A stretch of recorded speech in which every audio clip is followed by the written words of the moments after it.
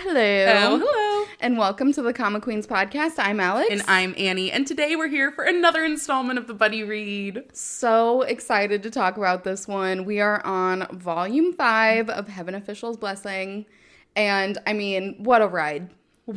A wild ride. Yeah. Honest to goodness, I just don't know that I have the heart for this story. You have been told online that this is the book that people like the least. Yes. But I loved this one. Yeah, I've just decided that I'm not going to listen to other people's opinions or like take them with a grain of salt at a minimum. Yeah. Because at this point, I've loved every single word that I have read from this series. Me too.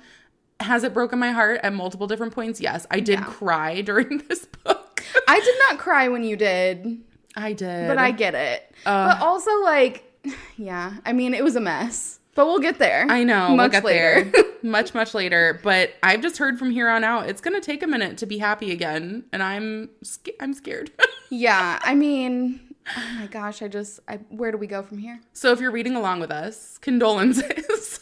My condolences. And also, we're in this together. Where we left off in the previous book was with the Brocade Immortal, Lingwen. Her plot has been revealed. Yeah. She's a hot mess. She's a hot mess. I think the easiest way to say is we were left off with a shit show. Yeah. Because Lingwen reports Hua Chung to Heaven's Eye and all of these cultivators. They're like, that's a ghost king. Get him. Yeah, but then we have the chastity meatballs. Oh my gosh. Which, I mean, is just the funniest thing ever. The fact that he uses chastity meatballs, which are just meatballs that he made that are horrible that only Hua Chung loves, as weapons is just perfect. Yeah, and like poor Chuan Yijun didn't do very well up against the Brocade Immortal. And Pucci Shrine, obliterated. Gone. Yeah, it has collapsed. Mind you, it was not the strongest structure in the first place. Yeah. But yeah, it was put through hell. Yeah. And it did not make it out on the other end. Poor Pucci Shrine. Yeah, poor Pucci Shrine, R.I.P. So where we leave off, Xielian and Hua Chung immediately trying to escape all of these cultivators that are after Hua Chung. Yeah. Because he's now reverted into his childlike form.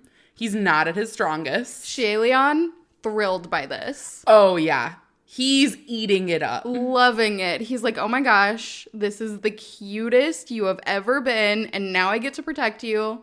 We're going to go play dress up. We're going to go play dress up. Let's go. And red is still your color. Yeah. Like, look at you little broody child. You look so good. It's like, let me braid your hair.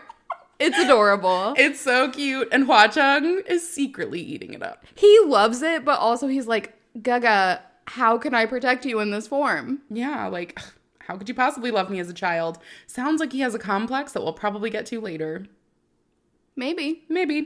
But unfortunately, they don't make it very far before the cultivators catch up with them. So they're really on the run. I think it ends up saying they have to run away for 4 hours to actually get enough distance that they can chill. And now you listen here. I have been a runner. I have never run that far. I was a runner once. Not that anyone would believe that. And guess what? I've never run that long. You couldn't pay me. It's a long run. Yeah. But they did it. And then they came across an inn in the middle of nowhere. And they're like, weird, but we're going in because we need shelter somehow. Mm-hmm. And immediately, they're like, oh, this inn run by ghosts. Yeah. They know immediately. Like, the food that they're claiming to serve doesn't look like it's gonna be good. The ghosts are like, nothing to see here. Come up to your room. Everything's great. Stereotypical inn experience. Yeah. And immediately Xielian's like, don't tell anyone that we're here. Yeah. At all. And you know what? They listen, and it doesn't seem like they do because all of the cultivators come in and they're like, have you seen a woman? Because at this point, Xielian, he's dressed up as a woman again. Yeah. He claims to not like it, but I think he loves it. Listen, I think all the gods kind of love it. I think they do. They're big on gender just not even being a big deal. I think it's a lot more fluid for the non-martial gods. Yeah. But you know what? Xielian was a martial god at one point, and I think it fits his fancy. And you know what? He's just going with what he needs to do. Yeah. And so the cultivators come. They're like, have you seen a woman and a small child? They're like, oh, yeah, we have. Yeah, we have. Come this way. So they lead them upstairs. But they lead them to another room with another woman and a child who just so happen to be Lanchan and the fetus spirit. Yeah. Horrifying revelation. Yeah.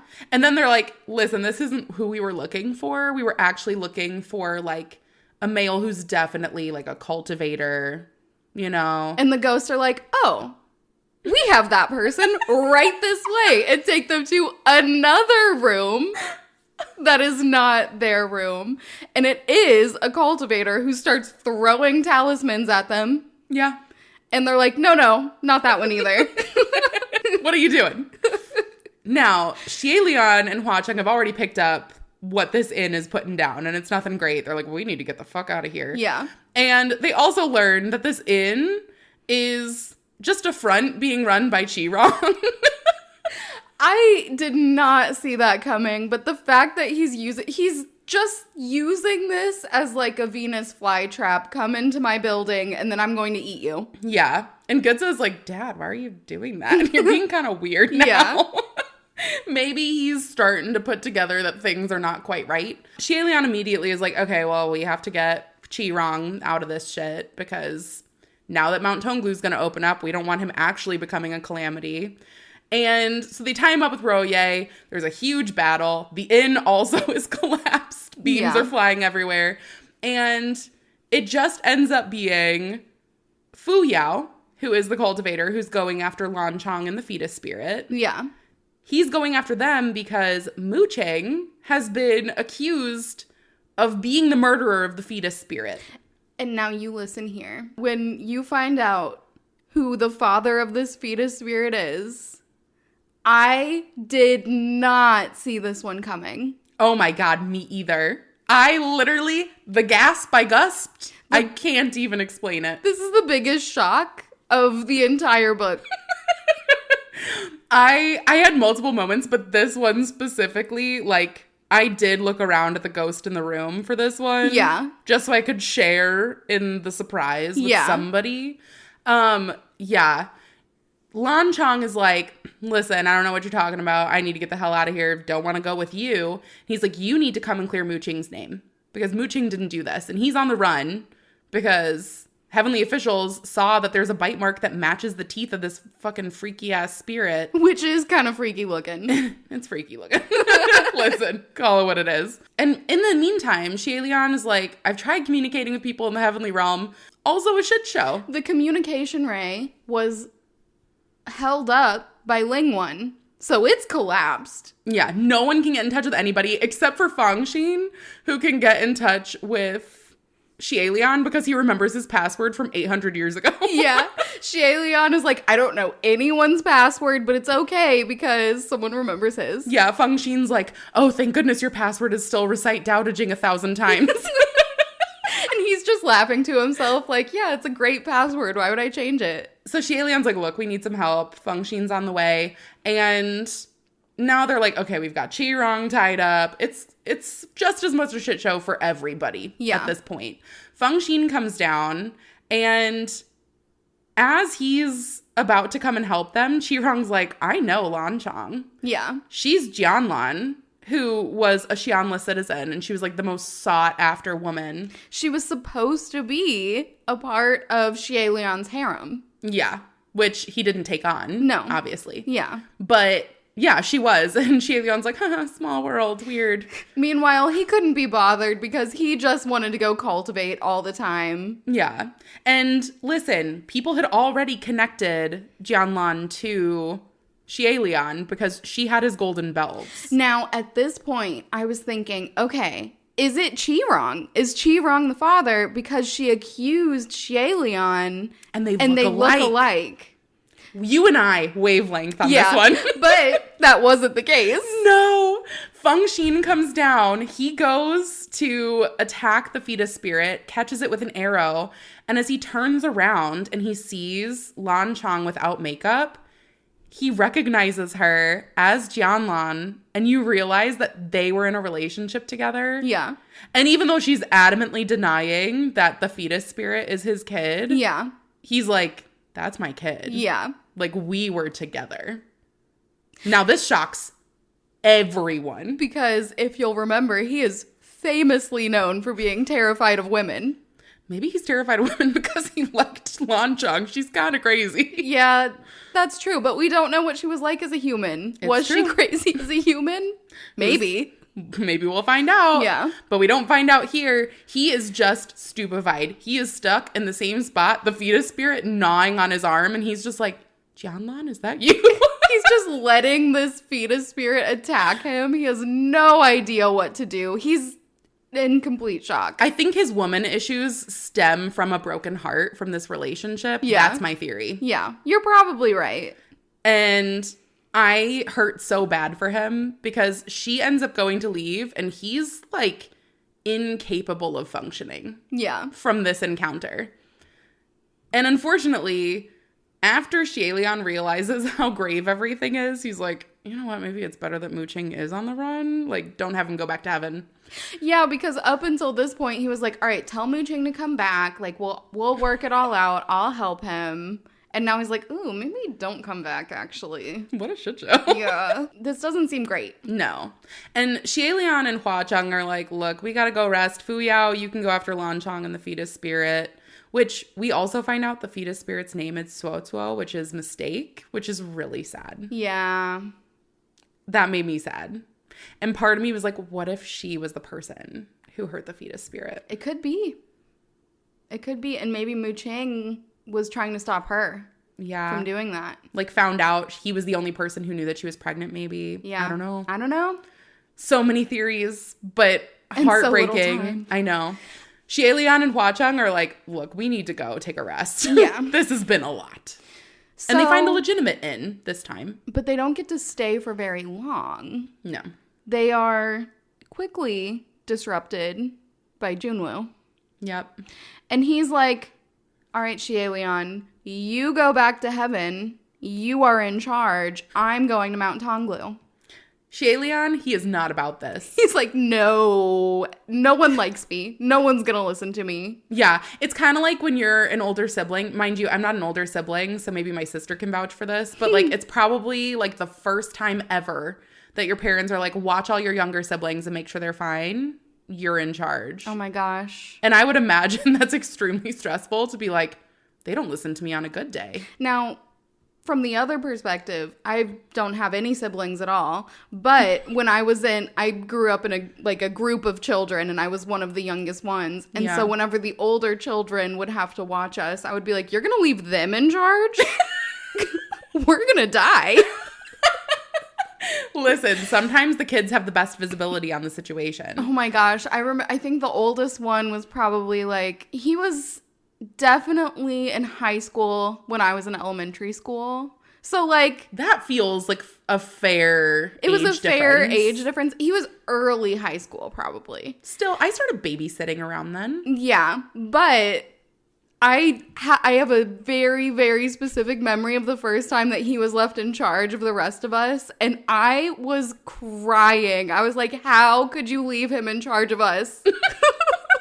You felt abandoned. Yeah, I did. Well, guaranteed that's how all the heavenly officials would feel as well. Yeah. They'd be like, Junwoo's gone and you put him in charge? Yeah, you're putting this guy who has failed 3 times. Like, you didn't think there were any better options here? Kind of offensive.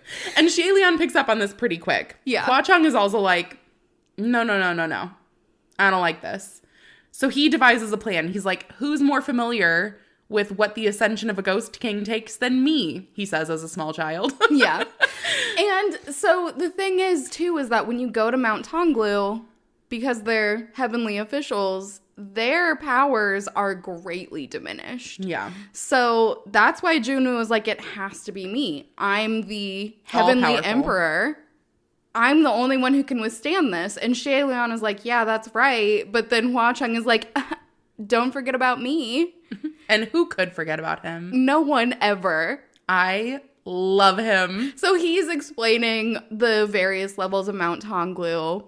Which is really just like a clusterfuck, and then you get there and you're stuck there until you're the last man standing. Yeah. And you also have to withstand all the heat and everything also. Yeah, you have to go in a kiln. Yeah. A literal kiln. Yeah. And that's how you make it out as the next Ghost King. Yeah. So Xie and Hua Cheng continue on their journey. Junwoo goes back to the heavenly realm because they've agreed that Xie and Hua Cheng are probably equally as powerful as Junwoo by himself. Yeah. And to be fair, Hua Cheng's like, look, there was no winning here. Yeah. Like, you're either about to go into the kiln and have a really tough time, or everyone in heaven is going to give you a tough time. Yeah. There was no winning. Thanks a lot, Junwoo. Yeah.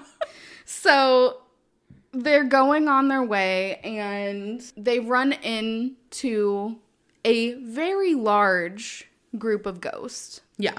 There's a self-proclaimed leader of this group. Yeah. He goes by the name of Demon of the Swift Life-Extinguishing Blade. I do love the fact that Xie is like, all right, look, the longer the name, the quicker they fall. Yeah. He's like, what a fucking loser would... It's like the same as somebody who would put like truck nuts on their car. You know what I mean?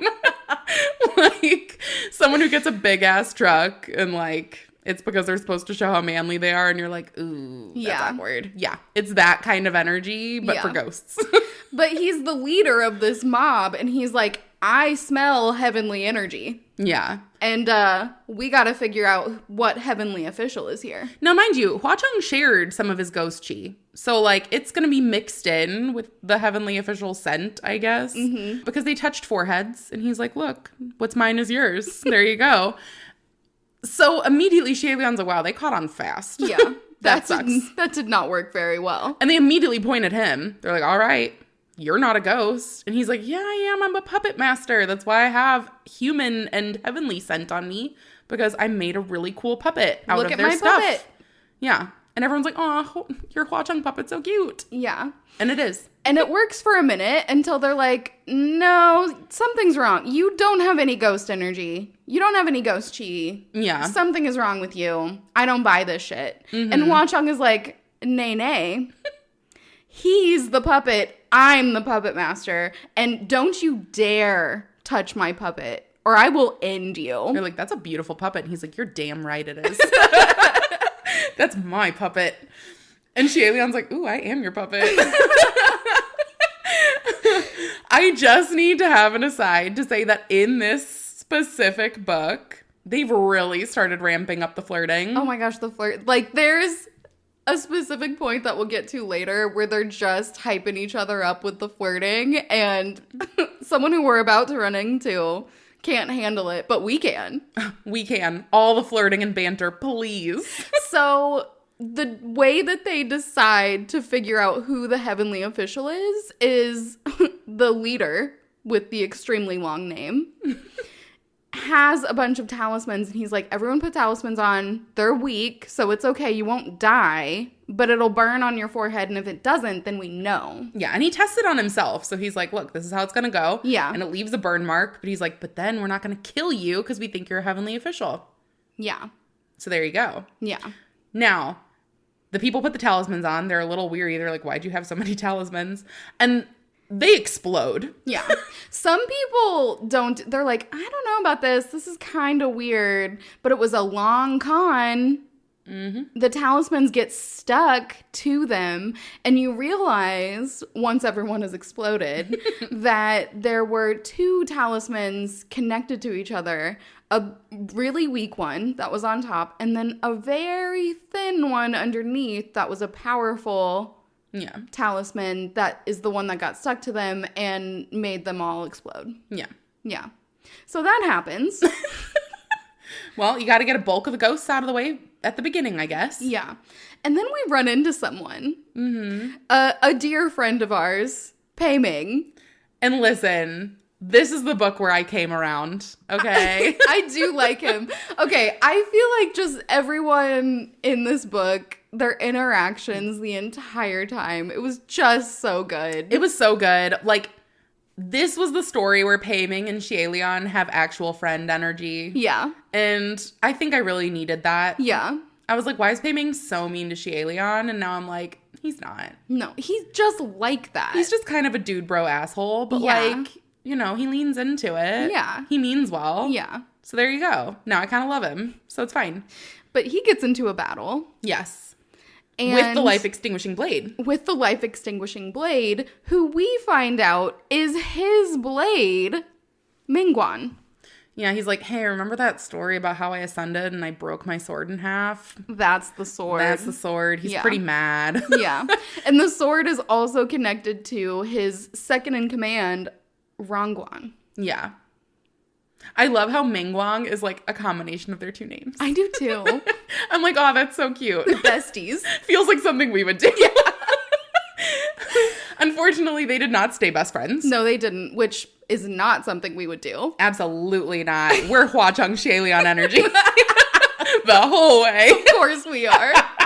So, as they're doing this fight, they're extremely outmatched.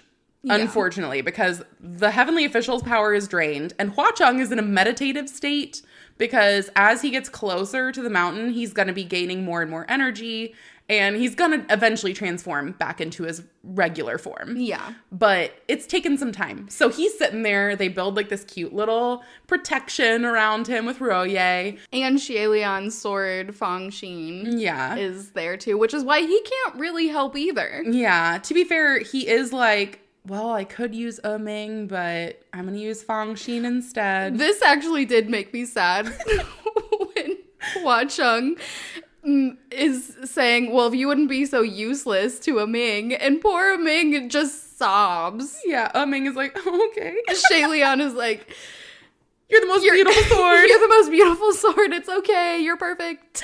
And as they're in this battle, they realize that every time they compliment Ming, it grows larger and more powerful. So literally, he's just from the background like, you're doing great, sweetie. Yeah, and Ming is like, yes, I am. So happy. Unfortunately for them, they also run into Kamo, who is from Banyue. Yeah. And holds a very huge grudge on specifically them. Yeah. And so literally Rongguang or Mingguang is trying to loop Kamo in and be like, we're going to fight together. But they don't speak the same language. So it's a little hard. It causes some issues because Xielian is actually pretty smart. And he's like, hey, do this move to pay Ming. And that's a truce signal. That's saying like, we're friends. I'm on your side. Mm-hmm. But it's not. It's really a big fuck you. Yeah. Mingguang tries to do it first. And Kamo's like, excuse me? I beg your finest pardon. So he goes after Mingguang. They're fighting each other for a little bit. After a while, Mingguang's like, wait. And he starts like signing like them bad. Yeah. Me and you good. And they're like, ah, yes. Very simple communications. Xielian also was like, oh no, Pei Jr. and Banyue, run away. Kamo's here. Yeah. And so Kamo leaves for a while because he's kind of stupid. He's and then looking for them. He comes back and he's like, they weren't really here. But guess what? They actually were. They were there. They heard Xielian screaming and Xielian's like, that's the best luck I've ever had in my life. Yeah, or the worst luck for them because now they're involved in this fight. They do eventually help things to come to a close pretty quickly. They trap Mingguang or Rongguang in a clay pot, and same with Kamo. Yeah, in separate clay pots, so they can't, work together in the clay pots. And Banyue is carrying the pots now, and they're continuing on in their little group, and they come to an east and west, and they have to decide which way to go. Hua Chung is like, we can't go east. Yeah. There's something that way. We can't go that way. No.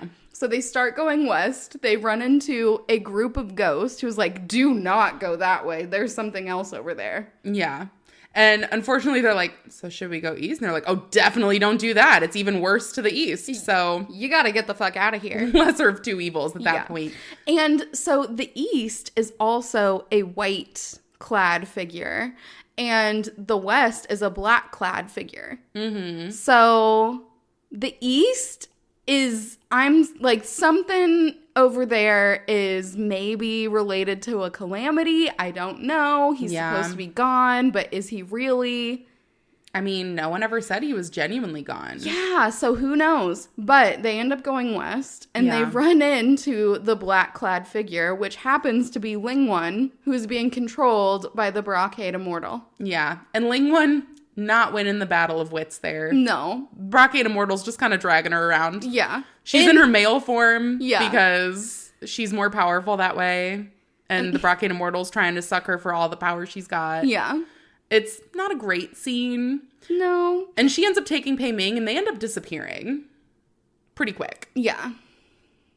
So, Xie Lian's like, fucking great. There's a lot of coming together, then going separate ways, then coming together. Like, they keep getting separated on this journey through various means. Yeah. And then coming back together and being like, whew, what did you have to deal with? This is what I've been doing. And they're just battling the entire time. Yeah. Mind you, I think that this really perfectly describes and, like, puts you in the place and the shoes that they're in. Yeah. Because, as Hua Chung has reminded them, it is pure chaos to become a ghost king. Yeah. So it feels pretty par for the course. Yeah. For this whole situation. But they end up running into, like, an old predecessor of Lingwon's, and he's got a grudge against Lingwon. And then after they escape all of this, like, it's just trial after trial. They come to a village, and at first they're like, why is there a village in Mount Tonglu? Mm-hmm. Hua Chung is like, no, this is normal. This is always here. And it's the village of Wuyang. Mm-hmm. And Wuyang is an ancient civilization, like 2,000 years old. Mm-hmm. So they go into this temple, and there's a mural there under fire. Like, the walls are all charred over. Like, it's been burned. But then they can scrape it away, and there's a mural underneath. Mm-hmm. And they think it's been put there by magic because it's not old like everything else. Yeah. And so they have to start trying to decipher these murals. And Xie Lian is getting extremely freaked out as these progress because he's like, this is mirroring my life too much. There's something going on here. And also his state preceptor told him about this prince and said, I want you to be like this prince. Mm-hmm. So... Too many coincidences. Hua Chung is like, no, it's okay. You need to stop panicking about this. And Xie Lian cannot stop panicking about this. It's starting to, like, really consume him at multiple points along the way. And from these murals, we do eventually find out that the entire capital was consumed by a volcano. Yeah, which has to be Mount Tonglu. Yeah. And so it tells the story of this crown prince ascending, having this vision that this volcano is going to end their capital, and then talking with these preceptors, and they come up with a plan to invade neighboring villages to save themselves. And he says no. And then they do it anyway, and he gets pissed, and he starts killing them. Mm-hmm. And all hell breaks loose. Yeah. And again, Xie Lian's like, why does this feel really familiar? I don't like this at all. And the very last one is human face disease, which completely freaks him out. Yeah. At multiple points, he starts to feel too connected to everything. Yeah. And as they get closer and closer to Mount Tonglu, you also see that the people who have turned to ash at this point were holding on to these charms and talismans that talk about how their savior was born under the star, or like under Mercury. Yeah. And so was he. Yeah. And he's like, nope, don't like that. This is a bad omen. I don't like this. And while all of this is happening, like, this is throughout their journey that this is going on. Like, this is not all in one village. Like, they were at the first village, they saw the first mural, then they went to a second one, they keep seeing more. Mm-hmm. And so that was after a very long battle with some mountain spirits where they were consumed by a mountain spirit. Yeah. Mind you, they had dug to avoid these mountains clashing together. Yeah. And who's digging the hole but Hua Cheng's assistant, Yin Yu? Yeah. Who in the Mid-Autumn Banquet, we remember, had a play put on against them. Yeah. Because it was a play to boost up Chuan Yizhen and to make fun of Yin Yu. And we find out all about their backstory. So we see that Yin Yu was his Shixiang and really kind of picked him up off the streets when he was being bullied by a group of young cultivators and said, like, come back and I'll train you and, you know, you can be a cultivator too. And listen, like, the entire thing is just sad, their whole situation, because what ends up happening is Yin Yu ascends. He brings up his two subordinates, Chuan Yizhen and Jian Yu. Jian Yu is kind of the villain of this whole story because he hates Chuan Yizhen. And here's the thing. Can I understand where Jian is coming from? Yes. Yeah. Because he's like, he just flies off the handle. Like, he doesn't have any self-control whatsoever. Why would you bring him? Loose cannon. And it's so sad because it just makes sure to remind you at every step that Chuan Yizhen is so innocent and just doesn't get it. Yeah. Like, it's almost insinuated that, like, it's what I would call modern day autism. Yeah. Like, he doesn't understand the social cues. He's not, like, understanding that it's wrong to fight people. He's getting picked on for being different. And Yin Yu sticks up for him at every chance he gets, every step of the way. Yeah. But Chuan Yizhen ends up ascending too, which we know, and they both become the protectors of the West. And then Chuan Yizhen becomes more popular, which Jian is just, it like is fueling his rage. Yeah. He's like, how can you let him do this to you? And Yen Yu is also pulling back because he is upset about this. Like, he's like, this is everything I've ever wanted. And Chuan Yizhen doesn't even care about this. Unfortunately, the care that Chuan Yizhen has is very obviously rooted in Yin Yu. Yeah. Like, Yin Yu told him to pursue being a god to see how easy it was. And he was like, okay, Yin Yu told me to do it, so I do it. Yeah. And so he ends up going to collect his birthday present. As he always has. Yeah. And Yen Yu didn't have anything for him because he'd been distancing himself. And Chuan Yizhen completely over his head. Yeah. And he's like, well, I can't just not give him anything. That's just going to cause problems. So he tells Jian Yu to go wrap up this exorcist belt. Mm-hmm. And instead, he wraps up the Brocade Immortal and gives it to him. So Yin Yu gives him the Brocade Immortal. Chuan Yizhen is so enamored with it. Like, look at this person I admire giving me such a beautiful gift of armor. And he puts it on. And he's proudly wearing it everywhere. And also is like pleading with Junwoo about how he's going to go on this hunting festival and he wants Yin Yu to come. And this is the breaking point for Yin Yu because he's like, this is a disgrace to my name. Like, everyone is going to be talking about me and mocking me because you're doing this. Like, this is not how I want to be a part of this festival. And so he ends up telling him to leave, take off the armor, and then all of the other heavenly officials start to attack him. So then he's attacking back, and he ends up killing like 12 heavenly officials.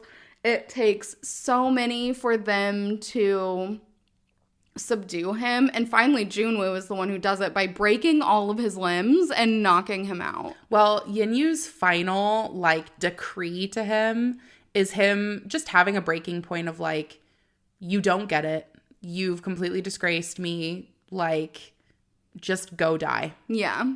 And so the reason Junwoo breaks all of his limbs is because Chwan Yi-jun tries to kill himself. Yeah. He can't control it. And in everything that happened, with Yin-yu being like, yeah, I said this, I didn't give him the present, but like, moot point at this point. And Yin-yu is not even trying to get out of it. Like, no. Jian-yu comes back and he's like, he didn't know, I did this without his knowledge, and it's my fault. I should be the one who's punished for all of this. And they're like, are you sure? Because he made some pretty specific use out of it. Yeah, they're like, well, you can argue all of this, but you can't argue that he said to go kill himself. Yeah, which shocks Jian-yu. Yeah, Jian-yu is like, no, he would not do that. He did it. And Yin-yu is like, just shut up. We're leaving. We're being banished. Yeah. It's happening, no matter what. And so, as Chwan Yi-jun is found in the belly of this mountain that has swallowed them, Yin-yu can't even face him still. Yeah. Like, just out of sheer guilt. Yeah. So, he knocks him out with the Earthmaster shovel and then digs him out of the mountain. And Chwan Yi-jun pretended to be knocked out and was like, Yin-yu, it's you.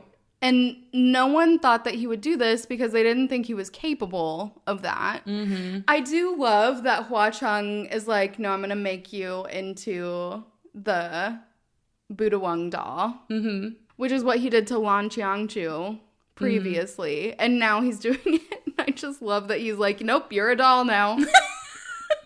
And you know what? I feel like that would solve so many of my problems. Taiming is just knocking this doll around too. Like, because, so we've gone a little bit out of order, but we can just kind of go back and forth at this point. Yeah.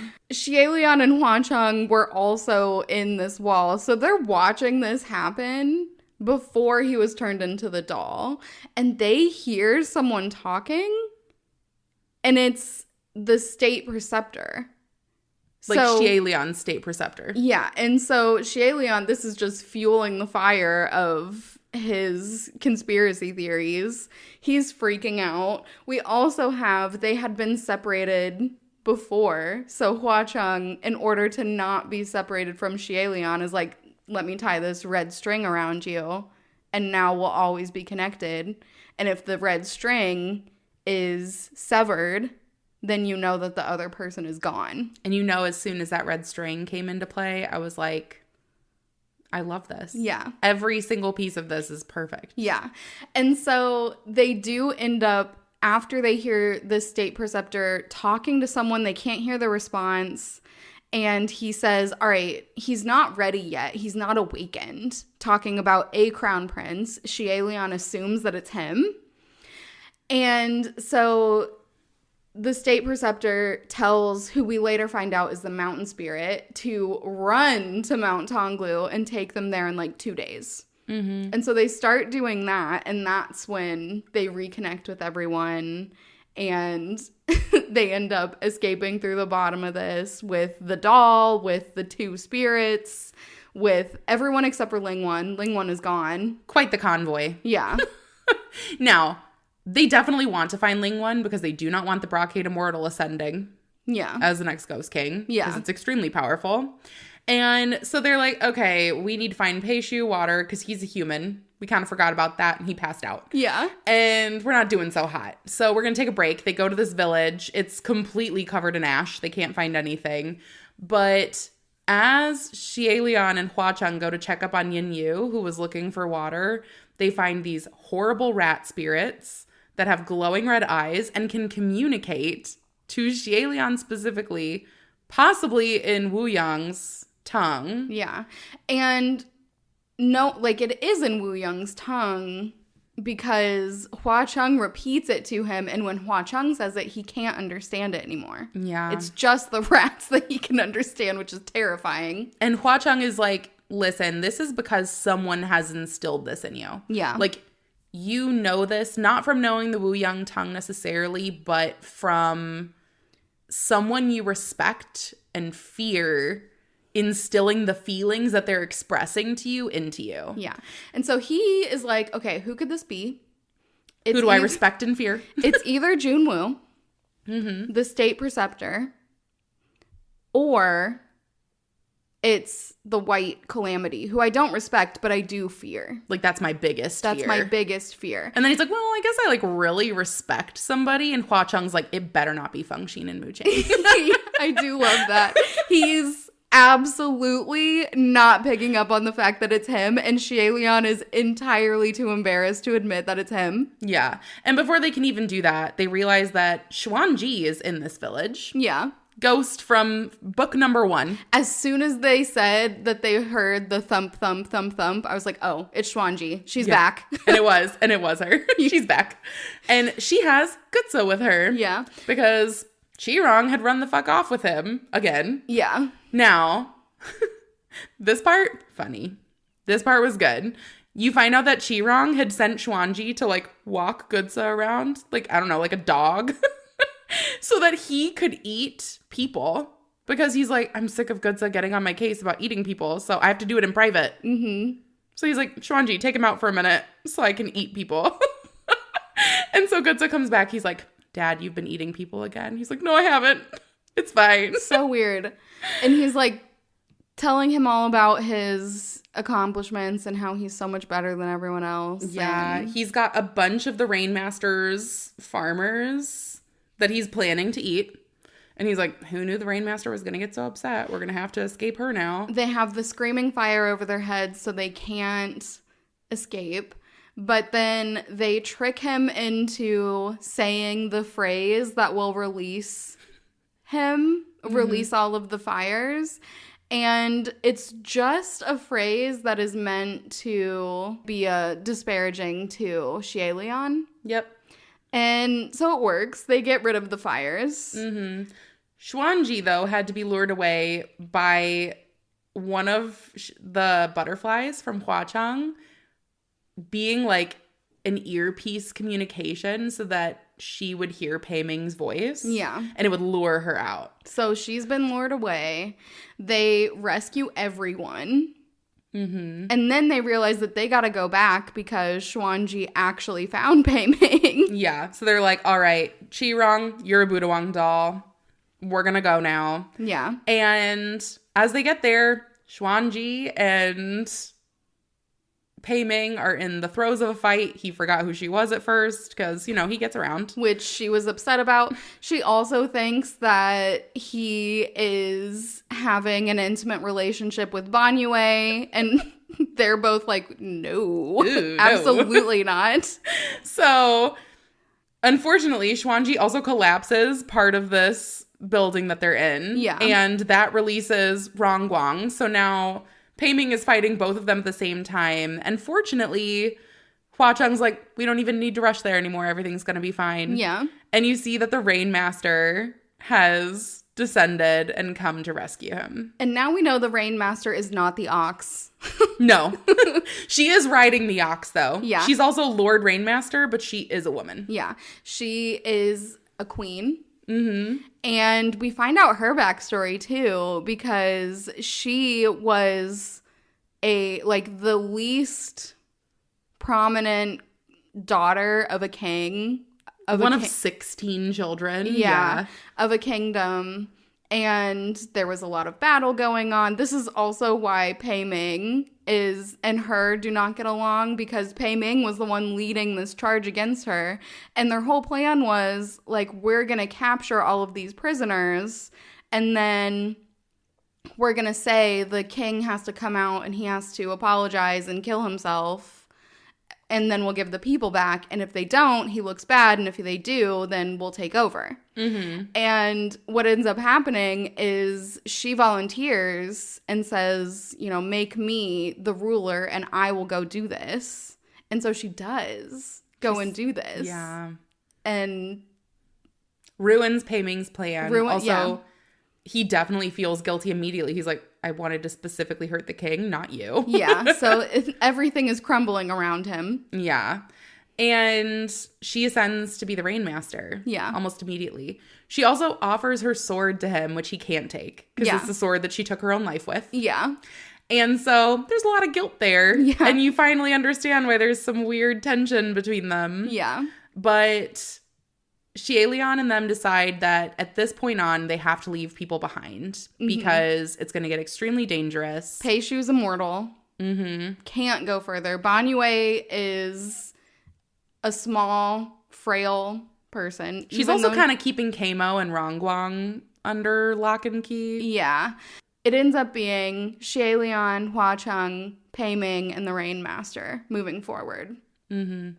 And they run into a ton of these corpse rats that they have found before. And Pei Ming is like, I'm going to distract them and go. But the Rainmaster's already doing it.